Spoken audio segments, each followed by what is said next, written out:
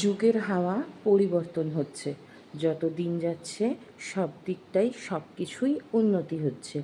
উন্নত জীবন সবার ভালো লাগে, কিন্তু উন্নতি আর অবনতি দুটোর ভেতরে ফারাকটা বোঝাটা ভীষণ প্রয়োজন। আজকাল রাস্তাঘাটে বেরোলে পরেই আমরা দেখতে পাই ছোট ছোট ছেলে মেয়েদের হাতে সিগারেট, মদের বোতল, বা কোনো কোথাও গেলে মানে বারকাম রেস্টুরেন্টে গেলে পরে দেখতে পারি ম্যাক্সিমাম ছেলে মেয়ে, টিনেজের ছেলে মেয়েদের ভিড়। দেখো, স্মোক করা,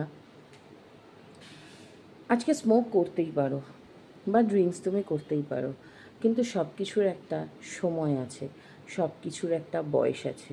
আজকে তুমি নিজের পায়ে দাঁড়িয়ে যদি তুমি বন্ধুদের সাথে বারে গিয়ে দু পেক ড্রিঙ্ক করে আসো, তোমাকে কেউ টোকা লাগাবে না।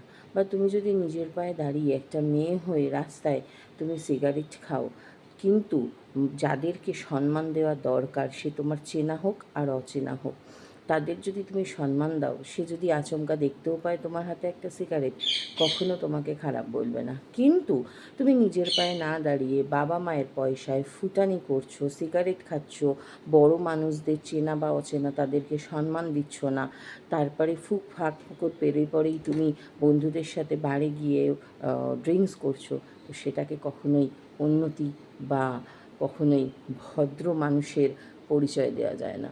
সেখানে হয় কি, নিজের বাবা মায়ের সম্মান নষ্ট হয়। এবার বাচ্চা মেয়েদের, ছেলেদের উদ্দেশ্যে বলছি, তোমরাই ডিসাইড করো যেসব বাবা মা তোমাদের বড় করছে কষ্ট করে, তাদেরকে তোমরা সম্মান দেবে না অপরজনের কানে অসম্মানিত করবে।